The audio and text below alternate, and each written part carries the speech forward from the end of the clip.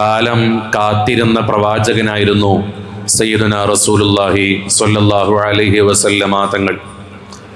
എല്ലാം കൊണ്ടും നബി സ്വല്ലല്ലാഹു അലൈഹി വസല്ലമ തങ്ങളെ പോലെയുള്ള ഒരു വിമോചന നായകനെ ലോകം കാത്തിരുന്ന ഒരു സമയത്താണ് സയ്യിദുനാ റസൂലുള്ളാഹി സ്വല്ലല്ലാഹു അലൈഹി വസല്ലമ തങ്ങൾ ലോകത്തേക്ക് അവതരിക്കുന്നത്. ആഗോളതലത്തിലെ അന്ധകാരം ബാധിച്ച ഒരു സമയം.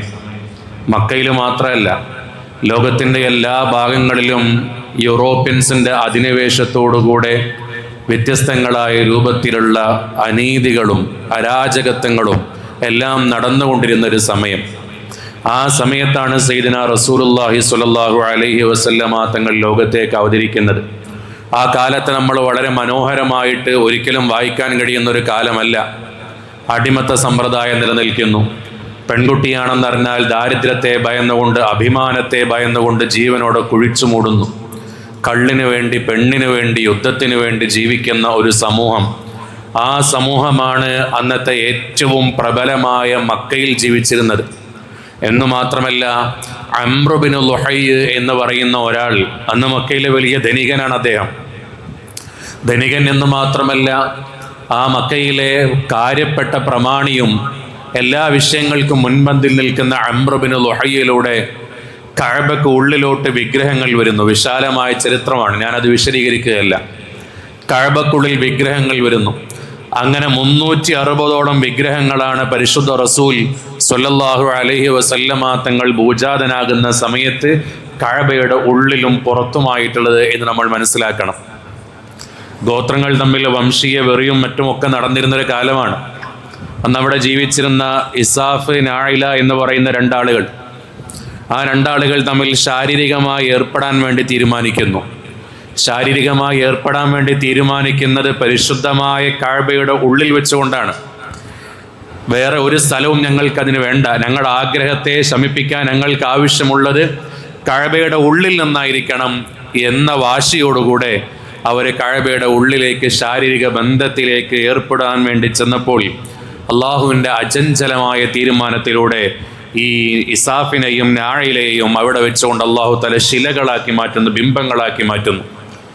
എല്ലാവർക്കും ഇതൊരു പാഠമാണ് എന്നറിയിക്കുന്നതിന് വേണ്ടി കഅബയുടെ ഉള്ളിൽ കയറി വൃത്തികേട് കാണിക്കാതിരിക്കാൻ വേണ്ടി അള്ളാഹു സുബ്ഹാനഹു വ തആല ഒരു പാഠമാക്കി വെച്ചതായിരുന്നു ഇസാഫിനെയും നായിലയെയും. എന്നാൽ പിൽക്കാലത്ത് ആ ഇസാഫും നായിലയും ദേവന്മാരായി, അതുപോലെ ദേവികളായി മാറി. അവരുടെ മുന്നിൽ പോലും കൈകൂപ്പി നിന്നിരുന്ന ഒരു കാലം മക്കയിലിട്ടുണ്ടായിരുന്നു. ആ കാലഘട്ടത്തിലേക്കാണ് സയ്യിദുനാ റസൂലുള്ളാഹി സ്വല്ലല്ലാഹു അലൈഹി വസല്ലമ തങ്ങൾ അവതരിക്കുന്നത്. ജോർജ് ടൗൺ യൂണിവേഴ്സിറ്റിയിലെ വിശ്വപ്രസിദ്ധനായ പ്രൊഫസറായിരുന്ന അമേരിക്കൻ ചരിത്രകാരനുമായിരുന്ന ജോൺ എപ്പോസിറ്റോ തൻ്റെ ഇസ്ലാം ദ സ്ട്രൈറ്റ് ഓഫ് പാത്ത് എന്ന് പറയുന്ന ഗ്രന്ഥത്തിൽ കൃത്യമായിട്ട് ഈ കാര്യങ്ങളെല്ലാം ഒതന്റിക്കായി വിശദീകരിച്ചു വയ്ക്കുന്നുണ്ട്. എന്ന് വെച്ചാൽ മതപരമായിട്ട് മാത്രമല്ല, ചരിത്രപരമായിട്ടും ഈ കാര്യങ്ങളൊക്കെ എല്ലാ നിലക്കും ഇങ്ങനെ തെളിഞ്ഞു നിൽക്കുന്നുണ്ട്. ഈ സമയത്ത് ലോകത്ത് മുഴുവനും അന്ധകാരത്തിൻ്റെ വിത്തുകൾ ഇങ്ങനെ പടർന്ന് പന്തലിച്ചുകൊണ്ടിരിക്കുന്ന സമയത്ത്, എല്ലാം കൊണ്ടും ലോകം നന്മയുടെ, മാനവികതയുടെ ഒരു തെളിനീര് ആഗ്രഹിച്ചു കൊണ്ടിരുന്ന സമയം, ആ സമയത്ത് സയ്യിദുനാ റസൂലുള്ളാഹി സ്വല്ലല്ലാഹു അലൈഹി വസല്ലമ തങ്ങളെ പോലെയുള്ള വിമോചന നായകനെ ലോകം മുഴുവനും ആഗ്രഹിച്ചിരുന്ന സമയത്ത്, ക്രിസ്താബ്ദം 571 റബീഉൽ അവൽ 12 തിങ്കളാഴ്ച പുലരിയോടടുത്ത സമയത്ത് മക്കയിലെ ശഅബ് ബിൻ ഹാഷിം മലഞ്ചെരുവിലെ മൗലിദുസ് സിഖാഖ് എന്ന വീതിയിലുള്ള ഒരു ചെറിയ കുടിലിൽ ലോകത്തിന്റെ നേതാവായി, ലോകത്തിന്റെ പ്രജാപതിയായി അബ്ദുല്ലാ റളിയല്ലാഹു അൻഹുവിന്റെയും ആമിന ബീവിയുടെയും പുന്നാര മകനായി ലോകത്തേക്ക് സയ്യിദുനാ റസൂലുള്ളാഹി സ്വല്ലല്ലാഹു അലൈഹി വസല്ലമ തങ്ങൾ ഉദയം ചെയ്തു. വലിദൽ ഹബീബു സയ്യിദുൽ മുതഅബ്ബിദു വന്നൂറു മിൻ വജനാതിഹി യതവഖദു. ലോകത്തിന് മുഴുവനും പ്രകാശത്തിന്റെ പ്രയാണമായിട്ട് അന്ന് മക്കയുടെ വിജനമായ പ്രദേശത്തേക്ക് അവതരിച്ചവരാണ് സയ്യിദുനാ റസൂലുള്ളാഹ് സ്വല്ലല്ലാഹു അലൈഹി വസല്ലം. ലോകം കാത്തിരുന്ന സമയത്ത് ലോകത്തേക്കൊരു നിധിയായി വന്നവരായിരുന്നു സയ്യിദുനാ റസൂലുള്ളാഹി സ്വല്ലല്ലാഹു അലൈഹി വസല്ലം. അതുകൊണ്ട് നബിതങ്ങളുടെ ജനനം എന്ന് പറയുന്നത് ആ കാലഘട്ടത്തിലുണ്ടായിരുന്ന മുസ്ലിമീങ്ങൾക്ക് മാത്രമല്ല സമ്മാനമായി കിട്ടിയത്. ലോകത്തെ എല്ലാ ഭാഗത്തുള്ള ജനങ്ങളും നബി സല്ലല്ലാഹു അലൈഹി വസല്ലമ തങ്ങളെ ആഗ്രഹിച്ചിരുന്നു. അതുകൊണ്ടാണ് റസൂലുള്ളാഹി സ്വല്ലല്ലാഹു അലൈഹി വസല്ലമ തങ്ങളുടെ നിയോഗത്തെ പരിശുദ്ധ ഖുർആൻ അടയാളപ്പെടുത്തിയത് വമാ അർസൽനാക ഇല്ലാ റഹ്മത്തൽ ലിൽ ആലമീൻ. നബിയെ, അങ്ങയെ നാം ഈ ലോകത്തേക്ക് അയച്ചത് ഈ ലോകത്തിന് മുഴുവനും കാരുണ്യമായിട്ടാണ്, കരുണയായിട്ടാണ് എന്നാണ് പറഞ്ഞത്. നബി സല്ലല്ലാഹു അലൈഹി വസല്ലമ തങ്ങൾ എല്ലാവരും ആഗ്രഹിച്ചിരുന്ന സമയം. അതുകൊണ്ടാണ് നബി സല്ലല്ലാഹു അലൈഹി വസല്ലമ തങ്ങളെ കാരുണ്യം എന്ന പദം കൊണ്ട് പരിശുദ്ധ ഖുർആൻ വിശേഷിപ്പിക്കുന്നത്. അങ്ങനെ ലോകത്തിന് മുഴുവനും സന്തോഷത്തിൻ്റെ, സമാധാനത്തിൻ്റെ സന്ദേശങ്ങൾ കൈമാറുന്നതിന് വേണ്ടി അവതരിച്ച റസൂലുള്ളാഹി സ്വല്ലല്ലാഹു അലൈഹി വസല്ലമ തങ്ങളെ ലോകം സന്തോഷത്തോടുകൂടി സ്വീകരിച്ചു. ആനന്ദത്തോടുകൂടി മലായിക്കത്ത് നൃത്തം ചവിട്ടി. ആകാശ ലോകത്തിൽ നിന്ന് വ്യത്യസ്തങ്ങളായ അത്ഭുതങ്ങൾ നടന്നു. സാവതടാകങ്ങൾ വറ്റിവരണ്ടു. ഇങ്ങനെ പല രൂപത്തിലുള്ള അത്ഭുതങ്ങൾ നബി സല്ലല്ലാഹു അലൈഹി വസല്ലമ തങ്ങളുടെ ജനനവുമായി ബന്ധപ്പെട്ട് നമുക്കറിയാകുന്നതാണ്. എന്തുകൊണ്ട്? നബിതങ്ങളെ ലോകം ആഗ്രഹിച്ചതും നബിതങ്ങളെ എല്ലാ അർത്ഥത്തിലും മനോഹരമായിട്ടാണ് സ്വീകരിച്ചത് എന്ന് മനസ്സിലാക്കാൻ വേണ്ടിയിട്ടാണ്.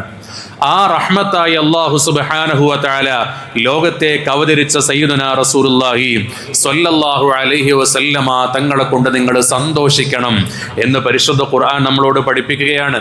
സൂറത്ത് യൂനുസിന്റെ 58-ാമത്തെ വചനത്തിലോട്ടൊന്ന് നോക്കൂ. ഖുൽ ബിഫളില്ലാഹി വബിറഹ്മതി ഫബിദാലിക ഫല്യഫ്റഹു ഹുവ ഖൈറും മിമ്മാ യജ്മഊൻ. പരിശുദ്ധ ഖുർആൻ പഠിപ്പിക്കുകയാണ്, ലോകത്തിന് മുഴുവനും റഹ്മത്തായി നിയോഗിക്കപ്പെട്ട സയ്യിദുനാ റസൂലുള്ളാഹി സ്വല്ലല്ലാഹു അലൈഹി വസല്ലമ തങ്ങളെ കൊണ്ട് നിങ്ങൾ സന്തോഷിക്കണം. നബിതങ്ങളുടെ ജന്മദിനം കൊണ്ട് നിങ്ങൾ സന്തോഷിക്കണം എന്ന് മാത്രമല്ല, ആ നബിതങ്ങളെ പ്രകീർത്തിച്ചുകൊണ്ടാണ് നിങ്ങൾ സന്തോഷിക്കേണ്ടത്. നബിതങ്ങൾക്ക് വേണ്ടി സമയത്ത് സ്പെൻഡ് ചെയ്തുകൊണ്ടാണ് നിങ്ങൾ സന്തോഷിക്കേണ്ടത്. ആ സന്തോഷത്തെ പ്രകടിപ്പിക്കുന്നതിന് മാതൃക കാണിച്ചത് അല്ലാഹു സുബ്ഹാനഹു വ തആലയാണ്. ഇന്നല്ലാഹ വ മലായികതുഹു യുസല്ലൂന അലൻ നബി യാ അയ്യുഹല്ലദീന ആമനൂ സ്വല്ലു അലൈഹി വസല്ലിമു തസ്ലീമാ. അല്ലാഹും അവന്റെ മലക്കുകളും നബി സല്ലല്ലാഹു അലൈഹി വസല്ലമ തങ്ങളെ പ്രകീർത്തിച്ചുകൊണ്ടിരിക്കുകയാണ്, സ്വലാത്തുകൾ ചൊല്ലിക്കൊണ്ടിരിക്കുകയാണ്. അതുകൊണ്ട് നിങ്ങളും സ്വലാത്ത് ചൊല്ലുക, നിങ്ങളും പ്രകീർത്തിച്ചുകൊണ്ടിരിക്കുക എന്ന് പരിശുദ്ധ ഖുർആൻ വ്യക്തമായി പ്രഖ്യാപിക്കുന്നു. നബിദിനാഘോഷത്തിന് ആദ്യമായിട്ടുള്ള തെളിവ് എവിടെയാണെന്ന് ചോദിക്കുമ്പോൾ ആദ്യമായിട്ടുള്ള തെളിവ് പരിശുദ്ധ ഖുർആനിലാണ്. അല്ലാഹു സുബ്ഹാനഹു വ തആല വളരെ വ്യക്തമായി അല്ലാഹുവിന്റെ റഹ്മത്ത് കൊണ്ട് നിങ്ങൾ സന്തോഷിക്കണം. ആ റഹ്മത്ത് സയ്യിദുനാ റസൂലുള്ളാഹി സ്വല്ലല്ലാഹു അലൈഹി വസല്ലമ തങ്ങളാണെന്ന് അപാലവൃദ്ധം വരുന്ന മുഫസ്സിറുകളെല്ലാം രേഖപ്പെടുത്തി വെക്കുകയും ചെയ്യുന്നുണ്ട്. അപ്പൊ നബിതങ്ങളുമായി ബന്ധപ്പെട്ടുള്ള ജന്മദിനത്തിന് ഏറ്റവും വലിയ തെളിവ് ഉയർത്തിപ്പിടിക്കുന്ന ഒരു പരിശുദ്ധ ഖുർആനാണ്. നബി സല്ലല്ലാഹു അലൈഹി വസല്ലമ തങ്ങളുടെ ജന്മദിനത്തെ നബിതങ്ങൾ പരിഗണിച്ചിരുന്നോ എന്ന് ചോദിക്കാറുണ്ട്. നബിതങ്ങൾ ജന്മദിനം ആഘോഷിച്ചിട്ടുണ്ടോ എന്ന് ചോദിക്കാറുണ്ട്. നബി സല്ലല്ലാഹു അലൈഹി വസല്ലമ തങ്ങൾ അവിടുത്തെ ജന്മദിനത്തെ പരിഗണിച്ചിരുന്നല്ലോ. ഇമാം ബുഖാരിയൊക്കെ ഉദ്ധരിക്കുന്ന ഹദീസിൽ കാണാം, സ്വഹീഹ് മുസ്ലിമിലുള്ള ഹദീസിൽ കാണാം, അന്ന റസൂലുള്ളാഹി സ്വല്ലല്ലാഹു അലൈഹി വസല്ലം സുഇല അൻ സൗമിൽ ഇസ്നൈൻ, തിങ്കളാഴ്ച ദിവസത്തെ നോമ്പിനെ കുറിച്ച് ചോദിക്കുന്നു. ആ സമയത്ത് നബി സല്ലല്ലാഹു അലൈഹി വസല്ലമ തങ്ങളുടെ മറുപടി ഫീഹി ഉലിത്തു, ആ ദിവസത്തിലാണ് ഞാൻ ജനിച്ചത്, അതുകൊണ്ട് നിങ്ങൾ ആ ദിവസത്തിൽ നോമ്പ് അനുഷ്ഠിക്കണം എന്ന് സയ്യിദുനാ റസൂലുള്ളാഹി സ്വല്ലല്ലാഹു അലൈഹി വസല്ലമ തങ്ങൾ പറയാണ്. നിങ്ങൾ ആലോചിച്ച് നോക്ക്, വർഷത്തിൽ 52 ദിവസം നമ്മൾ നബിദിനം ആഘോഷിക്കുന്നുണ്ട്. വർഷത്തിൽ 52 തിങ്കളാഴ്ചയുണ്ട്. ആ 52 തിങ്കളാഴ്ച നമ്മൾ നബിദിനം ആചരിക്കുന്നുണ്ട്. സുന്നത്തും പോൽക്കുന്ന മനുഷ്യന്മാരുണ്ട്. അതിന് ഒരേ ഒരു കാരണമുള്ളൂ, സയ്യിദുനാ റസൂലുള്ളാഹി സ്വല്ലല്ലാഹു അലൈഹി വസല്ലമ തങ്ങളുടെ ജന്മം കൊണ്ട് അനുഗ്രഹീതമായ ദിവസം. അപ്പൊ നബിതങ്ങളുടെ ജന്മദിനം കൊണ്ട് അനുഗ്രഹീതമായ ദിവസത്തിന് പ്രത്യേകതയുണ്ട്, സമയത്തിന് പ്രത്യേകതയുണ്ട്, ആ സ്ഥലത്തിന് പ്രത്യേകതയുണ്ട്. ഇത് നബിതങ്ങൾക്ക് മാത്രമുള്ളതൊന്നുമല്ല. പല രൂപത്തിലുള്ള നബിമാരുടെയും പ്രത്യേകതയിൽ പരിശുദ്ധ ഖുർആനിൽ പറയുന്നുണ്ട് ജന്മദിനവുമായി ബന്ധപ്പെട്ട്. ഞാൻ സമയക്കുറവ് കാരണം അതിലോട്ട് പ്രവേശിക്കാത്തതാണ്. എന്നു മാത്രമല്ല, നബി സല്ലല്ലാഹു അലൈഹി വസല്ലമ തങ്ങളുടെ തിരുജന്മദിനത്തിൽ സന്തോഷിച്ചവർക്ക് ആനന്ദമുണ്ട്. മക്കയിലെ മുശ്രിക്കുകളുടെ നേതാവായി റസൂലുള്ളാഹി സ്വല്ലല്ലാഹു അലൈഹി വസല്ലമ തങ്ങളുടെ മുഖത്ത് നോക്കിക്കൊണ്ട് തബ്ബൽ വൈലക യാ മുഹമ്മദ്, മുഹമ്മദേ നിനക്ക് നാശമാണെന്ന് പ്രഖ്യാപിച്ച അബൂലഹബിനെ അറിയില്ലയോ? ആ അബൂലഹബിന്റെ ചരിത്രങ്ങളൊന്ന് പരിശോധിച്ചു നോക്കൂ. അബൂലഹബിന്റെ മരണത്തിന് ശേഷം അബൂലഹബിനെ സ്വപ്നത്തിൽ കാണുന്നുണ്ട്. ഇമാം ബുഖാരി പ്രബലപ്പെടുത്തുന്നത് സ്വപ്നത്തിൽ കാണുന്നത് സഹോദരനായ അബ്ബാസ് റളിയല്ലാഹു അൻഹു ആണെന്നാണ്. എന്നിട്ട് അബൂലഹബിനോട് ചോദിക്കുന്നുണ്ട്, അതെ, നിങ്ങളുടെ അവസ്ഥ എന്താണ്? മരണത്തിന് ശേഷമുള്ള നിങ്ങളുടെ അവസ്ഥ എന്താണ്? ആ സമയത്ത് അബൂലഹബിന്റെ മറുപടി എന്താണ്? ഇമാം ബുഖാരി ഉദ്ധരിക്കുന്ന ഹദീസാണ്. ലം അൽഖ ബഅദകും ഗൈറ അന്നി സുഖീതു ഫീ ഹാദി ബിഅതാഖതി സുവൈബാ. എന്റെ സഹോദരന് മുഹമ്മദ് എന്ന ഒരു കുഞ്ഞ് ജനിച്ച സമയത്ത് സുവൈബ എന്നുള്ള എന്റെ അടിമ സ്ത്രീയെ ഞാൻ മോചിപ്പിച്ചല്ലോ. ആ മോചിപ്പിച്ചതിന്റെ ഭാഗമായിട്ട് എല്ലാ തിങ്കളാഴ്ചയും നിന്റെ കൈവിരലിൽ നിന്ന് അല്പം വെള്ളം എനിക്ക് ലഭിക്കാറുണ്ടേ. അബൂലഹബ് ചെയ്തതെന്താണ്? റസൂലുള്ളാഹിയുടെ ജന്മദിനത്തിൽ സന്തോഷിച്ചുകൊണ്ട് തൻ്റെ അടിമ സ്ത്രീയെ മോചിപ്പിച്ചു എന്ന ഒരൊറ്റ കാരണം കൊണ്ട് നരകത്തിലുള്ള ശിക്ഷ അല്ലാഹു തആല ഒരു സമയത്തേക്ക് ലഘൂകരിച്ചു കൊടുക്കുകയാണ്. ഇതിനെക്കുറിച്ചാണ് മഹത്തുക്കൾ പാടിവെച്ചത്. ഇദാ കാന ഹാദാ കാഫിറൻ ജാഅ ദമ്മുഹു വസബ്ബത യദാഹു ഫിൽ ജഹീമി മുഖല്ലദാ അതാ അന്നഹു ഫീ യൗമിൽ സിനൈനി ദായിമാ യുഖഫഫു അൻഹു ലി സുറൂരി ബി അഹ്മദാ. ജീവിതകാലം മുഴുവനും കുഫറായി ബിംബങ്ങളെ ആരാധിച്ചുകൊണ്ട് ജീവിച്ച അബൂലഹബ് ഒരു സമയത്ത് റസൂലുള്ളാഹിന്റെ ജന്മദിനം കൊണ്ട് സന്തോഷിച്ചു പോയെങ്കിൽ നരകത്തിലുള്ള ശിക്ഷക്ക് വലിയ രൂപത്തിലുള്ള ഇളവ് തിങ്കളാഴ്ച ദിവസത്തിൽ കിട്ടിയിട്ടുണ്ടെങ്കിൽ, ഓ എന്റെ പ്രിയപ്പെട്ട മുഅ്മിനേ, ഫമല്ലന്നു ബിൽ അബ്ദില്ലദീ തൂല ഉംരിഹി ബിഅഹ്മദ മസ്റൂറൻ വമാതാ മുഅഹിദാ. ജീവിതകാലം മുഴുവനും റസൂലുള്ളാഹിനെ കൊണ്ട് സന്തോഷിച്ച് ഏകവിശ്വാസത്തിന്റെ മേൽ മരണപ്പെട്ടാൽ മുഅ്മിനേ, നിനക്ക് കിട്ടുന്ന സന്തോഷം എത്ര വലുതാണ്. റസൂലുള്ളാഹിന്റെ ജന്മദിനത്തിൽ ഒരു അടിമ സ്ത്രീയെ മോചിപ്പിച്ചത് കൊണ്ട് മാത്രം അബൂലഹബിന് ശിക്ഷയിൽ ഇളവ് ലഭിച്ചെങ്കിൽ, എല്ലാ വർഷവും റബീഉൽ അവ്വൽ വരുന്ന സമയത്ത് ആനന്ദിക്കുന്നുണ്ടെങ്കിൽ, എല്ലാ വർഷവും റബീഉൽ അവ്വൽ മാസത്തിൽ റസൂലുള്ളാഹിന്റെ മൗലിദ് ഓതി സന്തോഷം പ്രകടിപ്പിക്കുന്നുണ്ടെങ്കിൽ, അല്ലാഹു നമുക്ക് നൽകുന്ന നിഅമത്ത് എത്രയാണ്. റബീഉൽ അവ്വൽ മാസത്തെ അല്ലാഹു സംവിധാനിച്ചു വെച്ചത് എനിക്കും നിങ്ങൾക്കും രക്ഷപ്പെടാനുള്ള വഴിയാണ്. അതുകൊണ്ട് റബീഉൽ അവ്വൽ മാസത്തിൽ സന്തോഷം പ്രകടിപ്പിക്കുക എന്ന് പറയുന്നത് അത് നമ്മുടെ മേൽ നിർബന്ധമായ കാര്യമാണ്. എന്തിനു വേണ്ടി? നമുക്ക് രക്ഷപ്പെടാൻ വേണ്ടിയിട്ടുള്ള കാര്യമാണ്. നബിതങ്ങളുടെ മദ്ഹ് പാടുന്നത് നബിതങ്ങൾക്ക് അങ്ങേയറ്റത്തെ ഇഷ്ടമാണ്. നബിതങ്ങൾക്ക് വല്ലാത്ത ഇഷ്ടം ഉണ്ടായിരുന്ന കാര്യമാണ് സയ്യിദുനാ റസൂലുള്ളാഹി സ്വല്ലല്ലാഹു അലൈഹി വസല്ലം തങ്ങളുടെ മദ്ഹ് പാടലാണല്ലോ നബിദിനാഘോഷം. മൗലിദ് അതാണല്ലോ. ഒരു കാര്യം കൂടി ഓർമ്മപ്പെടുത്തുകയാണ് അതിൽ. മഹാനായ അബ്ബാസ് റളിയല്ലാഹു തആല അൻഹു റസൂലുള്ളാഹിന്റെ പിതൃവ്യനാണ്. അബ്ബാസ് തങ്ങൾ ഒരിക്കൽ ഹബീബായ തങ്ങളോട് വന്ന് ചോദിക്കുന്നു, യാ റസൂലല്ലാഹ്, അങ്ങേ ഞാനൊന്ന് പ്രകീർത്തിച്ചു കൊള്ളട്ടെ നബിയേ, അങ്ങേ ഞാനൊന്ന് പ്രകീർത്തിച്ചു കൊള്ളട്ടെ നബിയേ, അങ്ങയുടെ മദ്ഹുകൾ ഞാനൊന്ന് ആലപിച്ചോട്ടെ നബിയേ. ആ സമയത്ത് റസൂലുള്ളാഹി സ്വല്ലല്ലാഹു അലൈഹി വസല്ലമ തങ്ങൾ പുഞ്ചിരിക്കുകയാണ്. എന്നിട്ട് അബ്ബാസ് തങ്ങളോട് പറയുന്നു, അങ്ങനെ നിങ്ങൾ എൻ്റെ മദ്ഹ് പാടുന്നുണ്ടോ? നിങ്ങളുടെ വായ അല്ലാഹു കേടുവരുത്താതിരിക്കട്ടെ,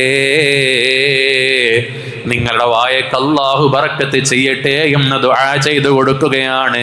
ആ സമയത്ത് അബ്ബാസ് തങ്ങൾ ഇങ്ങനെ ധാരാളം വരികൾ ഇങ്ങനെ പാടി അതിൽ പാടി വെക്കുകയാണ്. വഅൻത ലമ്മാ വുലിദന്ന അശ്റഖത്തിൽ അർളു വലാഅത് ബിനൂരികൽ ഉഫുഖു فنحن في ذلك الضياء وفي النور سبل الرشاد نخترق. നബിയെ, അങ്ങ് ജനിച്ചപ്പോൾ ഭൂമി പ്രകാശപൂരിതമായല്ലോ. അങ്ങയുടെ പ്രകാശം കൊണ്ട് ആകാശ ചക്രവാളങ്ങൾ മുഴുവനും സന്തോഷിച്ചുവല്ലോ. ആ പ്രകാശത്തിന്റെ നേർവഴിയിലാണ് ഞങ്ങൾ ഇന്നും ജീവിച്ചു കൊണ്ടിരിക്കുന്നത് എന്നിങ്ങനെ റസൂലുള്ളാന്റെ നൂറിനെ കുറിച്ച്, റസൂലുള്ളാനെ കുറിച്ച് അബ്ബാസ് തങ്ങൾ ഇങ്ങനെ കവിതകൾ പാടിയപ്പോൾ സന്തോഷം കൊണ്ട് റസൂലുള്ളാഹി സ്വല്ലല്ലാഹു അലൈഹി വസല്ലമ തങ്ങൾ പുഞ്ചിരിച്ചുപോയി. കേൾക്കണോ? ഈ ഒരൊറ്റ കാരണം കൊണ്ട് റസൂലുള്ളാന്റെ ഹൃദയത്തിൽ അവിടുത്തെ മൗലിദോദിയ സമയത്ത് സന്തോഷം വന്നുയരുന്ന ഒരൊറ്റ കാരണം കൊണ്ട് അബ്ബാസ് തങ്ങൾ വഫാത്താകുന്നതുവരെ അവിടുത്തെ വായിൽ നിന്ന് ഒരു പല്ല് പോലും താഴെ വീണിട്ടില്ല. റസൂലുള്ള ദുആ ചെയ്തു കൊടുത്തല്ലോ, നിങ്ങളുടെ വായക്ക് അല്ലാഹു ബർക്കത്ത് ചെയ്യട്ടെ എന്നുള്ളത്. ആ മൗലിദ് ഓതിയതിന്റെ ബർക്കത്ത് കൊണ്ട് ഹബീബായ തങ്ങളെ സന്തോഷിപ്പിച്ചെന്നൊരൊറ്റ കാരണം കൊണ്ട് വഫാത്താകുന്നത് വരെ ഒരു പല്ല് പോലും കൊഴിഞ്ഞു പോയിട്ടുണ്ടായിരുന്നില്ല എന്നുള്ളതാണ്. എന്ന് വെച്ചാൽ ഹബീബായ തങ്ങളുടെ മദ്ഹ് ചൊല്ലുന്നത് തങ്ങൾക്ക് അത്രക്കും ഇഷ്ടപ്പെട്ട കാര്യമാണ്. ഞാനീ പറഞ്ഞതിലെല്ലാം ഉണ്ട്. പരിശുദ്ധ ഖുർആനിൽ നബിദിനാഘോഷത്തിന് തെളിവ് പറഞ്ഞു, നബിതങ്ങളുടെ സാന്നിധ്യത്തിലുള്ള മൗലിദിനുള്ള തെളിവ് പറഞ്ഞു, സ്വഹാബത്ത് ചൊല്ലിയ മൗലിദുകൾക്ക് തെളിവ് പറഞ്ഞു. ഇതൊക്കെ പറഞ്ഞാലും ചില ആളുകൾ പറയും മൗലിദ് ആഘോഷം നടത്തൽ ബിദ്അത്താണ്, അത് ആ കാലഘട്ടത്തിൽ ഇല്ലാത്തതാണെന്ന് പറയും. യഥാർത്ഥത്തിൽ ബിദ്അത്ത് എന്താണ് എന്ന് മനസ്സിലാക്കാത്തതിൻ്റെ പ്രശ്നമാണ്. ബിദ്അത്ത് എന്ന് പറഞ്ഞാൽ ഭാഷാർത്ഥത്തിൽ പുതിയതായി ഉണ്ടായ കാര്യങ്ങൾക്കൊക്കെ ബിദ്അത്ത് എന്ന് പറയും. പുതിയതായി നബി സല്ലല്ലാഹു അലൈഹി വസല്ലം തങ്ങളുടെ കാലത്തില്ലാത്തതും അതിനുശേഷം പുതിയതായി എന്ത് കാര്യങ്ങൾ സംഭവിച്ചോ ആ കാര്യങ്ങൾക്കൊക്കെ ബിദ്അത്ത് എന്ന് തന്നെയാണ് പറയുക, തർക്കമൊന്നുമില്ല. പക്ഷേ ബിദ്അത്ത് എന്ന് പറയുന്നത് ഭാഷാർത്ഥത്തിൽ രണ്ട് രൂപത്തിലുണ്ട്. ഒന്ന് ബിദ്അത്തുൻ ഹസനത്തുണ്ട്, ബിദ്അത്തുൻ സയ്യിഅത്തുണ്ട്. എന്താണ് ബിദ്അത്തുൻ ഹസന, ബിദ്അത്തുൻ സയ്യിഅ? നല്ല ബിദ്അത്തുണ്ട്, ചീത്ത ബിദ്അത്തുണ്ട്. എന്താണ് നല്ല ബിദ്അത്ത്, എന്താണ് ചീത്ത ബിദ്അത്ത്? അതിനെക്കുറിച്ച് മുൻഗാമികളായ പണ്ഡിതന്മാർ തന്നെ കൃത്യമായി നമുക്ക് പറഞ്ഞു തന്നിട്ടുണ്ട്. ഇമാം ഇബ്നു ഹജർ അസ്ഖലാനി തങ്ങൾ തന്നെ പഠിപ്പിച്ചല്ലോ എന്താണ് ബിദ്അത്തുൻ സയ്യിഅത്തും ബിദ്അത്തുൻ ഹസനത്തും തമ്മിലുള്ള വ്യത്യാസം. നമുക്ക് പഠിപ്പിച്ചെന്ന കാര്യങ്ങളാണ്. എന്താണ് വൽ മുറാദു ബിഹാ മാ ഉഹദിസ വലൈസ ലഹു അസ്ലുൻ ഫി ശർഅ്. ഒരു പുതിയതായിട്ടൊരു കാര്യം വന്നു, ആ പുതിയ കാര്യത്തിന് ദീനിന്റെ ശർഇന്റെ പിൻബലം ഇല്ല എന്നുണ്ടെങ്കിൽ അതെന്താണ്? അത് ബിദ്അത്താണ്. എന്നാൽ പുതിയതായി വന്നൊരു കാര്യത്തിന് ശർഇന്റെ പിൻബലം ഉണ്ട് എന്നുണ്ടെങ്കിൽ ഫലൈസ ബിദ്അത്തിന്, അത് ബിദ്അത്തല്ലതാനും എന്നുള്ളതാണ്. പുതിയതായ ഒരു കാര്യം വന്നു, ആ കാര്യം റസൂലുള്ളാഹിന്റെ കാലത്തില്ലാത്തതാ. ആ കാര്യത്തെ ദീനിന്റെ ശർഇന്റെ നിയമങ്ങളെ കൊണ്ട് നോക്കുന്ന സമയത്ത് അത് എതിർക്കപ്പെടേണ്ടതാണെങ്കിൽ അത് തെറ്റായ ബിദ്അത്തും, എതിർക്കപ്പെടേണ്ടതല്ല എന്നുണ്ടെങ്കിൽ അത് ശരിയായ ബിദ്അത്തുമാണ് എന്നുള്ളതാണ് മുൻഗാമികൾ നമ്മളെ പഠിപ്പിച്ചത്. അപ്പൊ ബിദ്അത്ത് എന്ന് കേട്ടാൽ അപ്പം തന്നെ കയറെടുത്ത് ചാടി അത് തള്ളേണ്ടതാന്ന് പറയണ്ട. അങ്ങനെ ബിദ്അത്ത് നോക്കുകയാണെങ്കിൽ നിങ്ങൾ പരിശുദ്ധ ഖുർആൻ എടുത്ത് നോക്കൂ. നബി തങ്ങൾ എവിടെയാ ഖുർആൻ എടുത്ത് പാരായണം ചെയ്തത്? എവിടെയുമില്ല. സിദ്ദീഖ് തങ്ങളുടെ ഭരണകാലത്തിലാണ് ഖുർആൻ ക്രോഡീകരിച്ച് രണ്ട് ചട്ടയുടെ ഇടയിലായി വരുന്നത്. സിദ്ദീഖ് തങ്ങളുടെ കാലത്തിലാണ്. അങ്ങനെ വരുമ്പോൾ നമ്മൾ ഓതുന്ന ഖുർആനൊക്കെ ബിദ്അത്താന്ന് പറയാൻ പറ്റുമോ? ഇല്ലല്ലോ. നബി തങ്ങളുടെ കാലത്തില്ലാത്ത കാര്യങ്ങളാണല്ലോ എന്ന് കരുതി ബിദ്അത്താന്ന് പറയാൻ പറ്റുമോ? നമ്മുടെ മദ്രസ പാഠപുസ്തകങ്ങൾ ഇത് ബിദ്അത്താന്ന് പറയേണ്ടി വരൂലേ? ബുഖാരി മുസ്ലിം അടക്കമുള്ള ഹദീസ് ഗ്രന്ഥങ്ങൾ ആ കാലത്തുണ്ടോ? ഇല്ല. അതെല്ലാം പിന്നീട് ക്രോഡീകരിച്ച കാര്യങ്ങളല്ലേ. പോട്ടെ, നമ്മുടെ വിവാഹ സൽക്കാരങ്ങൾ എടുത്തു നോക്കും നിങ്ങൾ. നബി തങ്ങളുടെ കാലഘട്ടത്തിൽ അവിടെ നടന്ന വിവാഹ സൽക്കാരങ്ങൾക്കൊക്കെ കൊടുത്തിരുന്ന ഭക്ഷണം കാരക്കയാണ്, അല്ലെങ്കിൽ വെള്ളമാണ്. ഇങ്ങനെയാണ്. നാളെ ഒരു കല്യാണം വിളിച്ച് നിങ്ങൾക്ക് എല്ലാവർക്കും ഒരു 2 കാരക്കും വെള്ളം നിങ്ങളെന്താ ചെയ്യുക? നിങ്ങൾ പോകുമോ? ഞാൻ പോകൂലേ. നിങ്ങൾ പോകുമോ? അപ്പൊ അത് നമ്മൾ പറയാം റസൂലുള്ളാഹിന്റെ കാലത്ത് പെരുമ്പാവൂർ ദേശീയ ഭക്ഷണമായ നെയ്ച്ചോറും പോത്തും കൊടുത്തിട്ടില്ലല്ലോ, അപ്പൊ അതിവിടെ കൊടുക്കാൻ പറ്റില്ല എന്ന് പറഞ്ഞാൽ അത് ബിദ്അത്താന്ന് പറയാൻ പറ്റുമോ? ഇല്ലല്ലോ. അപ്പൊ കാലങ്ങൾക്കനുസരിച്ച് മാറ്റങ്ങൾ വരിക എന്നുള്ളത് അതൊരു സ്വാഭാവിക രീതി തന്നെയാണ്. അതൊരിക്കലും എതിർക്കപ്പെടേണ്ടതൊന്നുമല്ല. അപ്പൊ ബിദ്അത്ത് എന്ന് പറഞ്ഞാൽ എന്താണ്? ഇസ്ലാമിൽ ഒരു കാര്യം സ്ഥിരപ്പെടണമെങ്കിൽ അത് റസൂലുള്ള ചെയ്യണമെന്നോ അത് ഖുർആനിൽ പറയണമെന്നോ ഇല്ല. അതാരും മനസ്സിലാക്കണം. നബി തങ്ങൾ മൗലിദ് ആഘോഷിച്ചോ, ഖുർആൻ മൗലിദ് ആഘോഷിച്ചോ, ഇതൊക്കെ ആഘോഷിച്ചു എന്നതിന് തെളിവുകൾ ഞാൻ പറഞ്ഞു. ഇനി ഞാൻ പറയുന്നത് അങ്ങനെ റസൂലുള്ളാഹി സ്വല്ലല്ലാഹു അലൈഹി വസല്ലം തങ്ങളൊരു കാര്യം ചെയ്യണം അല്ലെങ്കിൽ ഖുർആനിലൊരു കാര്യം പറയണം എന്ന നിർബന്ധമൊന്നും ഇസ്ലാമിൽ എവിടെയില്ല. വുളൂഇന് ശേഷം 2 റക്അത്ത് സുന്നത്ത് നിസ്കരിച്ചിരിക്കുന്ന ആളുകളാണ് നിങ്ങൾ മൊത്തം. ഈ വുളൂഇന് ശേഷമുള്ള 2 റക്അത്ത് സുന്നത്ത് നിസ്കാരം ആദ്യമായിട്ട് നിസ്കരിച്ചതാരാ? റസൂലുള്ളാഹി സ്വല്ലല്ലാഹു അലൈഹി വസല്ലം തങ്ങളാണോ? അല്ലല്ലോ. വുളൂഇന് ശേഷമുള്ള 2 റക്അത്ത് സുന്നത്ത് നിസ്കാരം ആദ്യമായി നിസ്കരിക്കുന്നത് മഹാനായ ബിലാൽ റളിയല്ലാഹു തആല അൻഹു ആണ്, നബി തങ്ങളല്ല. അത് ചോദിച്ചപ്പോൾ ബിലാൽ തങ്ങൾ പറഞ്ഞത്, ഞാൻ എപ്പോൾ ശുദ്ധിയായാലും അതിനുശേഷം 2 റക്അത്ത് സുന്നത്ത് നിസ്കരിക്കുന്നതാണ്. അപ്പോൾ റസൂലുള്ളാഹി സ്വല്ലല്ലാഹു അലൈഹി വസല്ലം തങ്ങൾ അതിന് അനുവാദം കൊടുത്തു. എന്നാൽ നിസ്കരിച്ചോളട്ടെ എന്ന് പറഞ്ഞു. അങ്ങനെ വുളൂവിന് ശേഷമുള്ള 2 റക്അത്ത് സുന്നത്ത് നിസ്കാരം ഷറാക്കപ്പെട്ടത്. അപ്പം നമ്മൾ പറയുമ്പോൾ എല്ലാ നബി സല്ലല്ലാഹു അലൈഹി വസല്ലം തങ്ങൾ ചെയ്യണം എന്ന് പറഞ്ഞാൽ അതൊരു ശരിയായ രീതിയൊന്നുമല്ല. ഇസ്ലാമിലൊരു കാര്യം സ്ഥിരപ്പെടാൻ 4 കാരണങ്ങൾ നോക്കും. ഒന്ന്, ഖുർആനിലുണ്ടോ എന്ന് നോക്കും, ഹദീസിലുണ്ടോ എന്ന് നോക്കും. 3-ാമത്തെ കാര്യം നോക്കും, ഇജ്മാ, പണ്ഡിതന്മാരുടെ അഭിപ്രായം എന്താണെന്ന് നോക്കും. 4, ഖിയാസ്, ഇതും പണ്ഡിതന്മാരുടെ വീക്ഷണമാണ്, ഇതെന്താണെന്ന് നോക്കും. ഈ 4-ൽ ഒരു കാലത്തിന്റെ പിൻബലം ഉണ്ടെങ്കിൽ അതൊരിക്കലും ബിദ്അത്തുൻ സയ്യിഅത്താണെന്ന് പറയാൻ പറ്റൂല. 4-ത്തിന്റെയും പിൻബലം വേണോ? വേണ്ട. ഖുർആനും ഹദീസും ഇജ്മാഉം ഖിയാസും സമ്മതിക്കണമെന്നുണ്ടോ? ഇല്ല. 4-ൽ 1-ന്റെ പിൻബലം മതി. ഈ 4-ൽ 1-ന്റെ പിൻബലം ഉള്ളതല്ലേ ഭക്ഷണം കൊടുക്കലും മൗലിദ് ഓതലും എല്ലാ കർമ്മങ്ങളും ഇതിന്റെ പിൻബലമുള്ള കാര്യമല്ലേ? അതൊന്നും എതിർക്കപ്പെടേണ്ട കാര്യമില്ല. സമയക്കുറവ് വരാൻ അവസാനിപ്പിക്കുക. അപ്പോൾ കുറേ ആളുകൾ പറയും, മക്കയിലില്ലല്ലോ, മദീനത്തില്ലല്ലോ നബിദിനാഘോഷം, നിങ്ങളുടെ കേരളത്തിൽ മാത്രമല്ലേ ഉള്ളൂ എന്നൊക്കെ പറയും. നമ്മൾ ആരും മനസ്സിലാക്കേണ്ടത് ചരിത്രബോധത്തോടുകൂടി ഒന്ന് വായിക്കാൻ പഠിക്കണം. വർത്തമാന കാലഘട്ടത്തിൽ ആരാണോ സൗദി അറേബ്യയിൽ ഭരണം നടത്തുന്നത് അവരുടെ ആശയങ്ങൾക്കനുസരിച്ച് ആ രാജ്യത്ത് ഭരണം പോവുക. നമ്മുടെ ഇന്ത്യ രാജ്യത്തും അങ്ങനെ തന്നെയല്ലേ? ഇന്ത്യ രാജ്യത്ത് പുതിയ ഭരണകൂടം വന്നപ്പോൾ ഒരുപാട് നിയമങ്ങൾ മാറി. യൂണിഫോം സിവിൽ കോഡ് വരാൻ പോവുകയാണ്, പൗരത്വം വരാൻ പോവുകയാണ്. അതൊക്കെ ഭരണകർത്താക്കളുടെ ഇഷ്ടമാണ് എന്ന് കരുതി ഇപ്പം അവിടെ ഇല്ല എന്ന് പറഞ്ഞാൽ അതിൻ്റെ അർത്ഥം അങ്ങനെയാ. ഇപ്പം നിങ്ങൾ ചിലപ്പോൾ പറയും, മുമ്പ് ഇവിടെ ഒരു ഉസ്താദ് നിന്നിരുന്നു, ആ ഉസ്താദ് വന്നതിന് ശേഷമാണ് പള്ളിയിൽ ജമാഅത്ത് ഉണ്ടായത് എന്ന് പറയും നിങ്ങൾ. അതിൻ്റെ അർത്ഥം എന്താ? ആ ഉസ്താദ് വന്നപ്പോഴാണ് പള്ളിയിൽ ജമാഅത്തൊക്കെ ഒന്നിങ്ങനെ സംഭവം എന്ന് പറഞ്ഞത്. അതിൻ്റെ അർത്ഥം അതിൻ്റെ മുന്നേ ജമാഅത്ത് നിസ്കാരം ഇല്ല എന്നാണോ? അല്ല, അതിനുശേഷം ഒന്നും വ്യാപിച്ചു എന്നതല്ലേ. എന്നാൽ ചരിത്രകാരന്മാരെ നിങ്ങളെടുത്ത് പരിശോധിച്ചു കഴിഞ്ഞാൽ ഇബ്നു ജുബൈർ റളിയല്ലാഹു തആല ഹിജ്റ 614 വഫാത്തായ ഇബ്നു ജുബൈർ റളിയല്ലാഹു തആല തന്റെ റിഹ്ലയിൽ അവിടെ നടന്നിരുന്ന, മക്കയിൽ നടന്നിരുന്ന, മദീനത്ത് നടന്നിരുന്ന മൗലിദാഘോഷത്തെ വിശദീകരിച്ചിട്ടുണ്ട്. ഇമാം ഖുവാറസ്മി തങ്ങൾ അവിടുത്തെ കിതാബിൽ ഇത് വിശദീകരിച്ചു വെച്ചിട്ടുണ്ട്. ഇങ്ങനെ ധാരാളം പണ്ഡിതന്മാർ ഇത് വിശദീകരിച്ചു വെച്ചിട്ടുണ്ട്. ഞാൻ സമയമില്ലാത്തത് കൊണ്ടാണ് അതിലേക്ക് പോകാത്തത്. ഇമാം ഇബ്നുൽ ജസരി തങ്ങൾ, ഇമാം സഖാഫി റളിയല്ലാഹു അൻഹു, ഇമാം ഇബ്രാഹിം ഇബ്നു ജമാഅ റളിയല്ലാഹു അൻഹു തുടങ്ങിയവരെല്ലാവരും അന്ന് മക്കയിലുണ്ടായിരുന്ന നബിദിനാഘോഷത്തെക്കുറിച്ച് പറയുന്നുണ്ട്, മദീനത്തുണ്ടായിരുന്ന ആഘോഷത്തെക്കുറിച്ച് പറയുന്നുണ്ട്, ഖദീജ ഉമ്മയുടെ ഖബറിന്റെ മുകളിലുണ്ടായിരുന്ന ഖുബ്ബയെക്കുറിച്ച് പറയുന്നുണ്ട്. ഇതെല്ലാം ചരിത്രങ്ങളുള്ളതാണ്. പിന്നീട് ഭരണകൂടം മാറി വന്നപ്പോൾ ആ ഭരണകൂടത്തിന്റെ ആവശ്യങ്ങൾക്കനുസരിച്ചൊക്കെ പൊളിക്കപ്പെട്ടു, ആ ആചാരങ്ങളൊക്കെ ഇല്ലാണ്ടാക്കി എന്ന് കരുതി അത് പറ്റുമോ? സൗദി അറേബ്യയിൽ പുതിയ നവോത്ഥാനം എന്ന രൂപത്തിൽ ബാറുകളും പബ്ബുകളും തുറക്കുക. നമുക്ക് നാളെ കാഞ്ഞിരക്കാട് ജമാഅത്തിന്റെ കീഴിൽ ഒരു പബ്ബ് അങ്ങോട്ട് ഉദ്ഘാടനം ചെയ്ത്, ഒരു ബാർ അങ്ങോട്ട് ഉദ്ഘാടനം ചെയ്താലോ? മക്കയിൽ തുടങ്ങിയല്ലോ, മദീനയിൽ തുടങ്ങിയല്ലോ, അത് തെളിവാന്ന് പറയാൻ പറ്റുമോ? അപ്പൊ ദീനിൽ ഒരിക്കലും തെളിവ് എന്ന് പറയുന്നത് ഒരിക്കലും മക്കയിലുണ്ടോ മദീനത്തുണ്ടോ എന്നുള്ളതൊന്നുമല്ല. അത് ഖുർആനിലുണ്ടോ, ഹദീസിലുണ്ടോ, ഇജ്മായിലുണ്ടോ, ഖിയാസിലുണ്ടോ എന്നുള്ളതാണ്. അതുകൊണ്ട് നബിദിനാഘോഷം എന്ന് പറയുന്നത് എല്ലാം കൊണ്ടും സ്ഥിരപ്പെട്ട ഒന്നാണ്.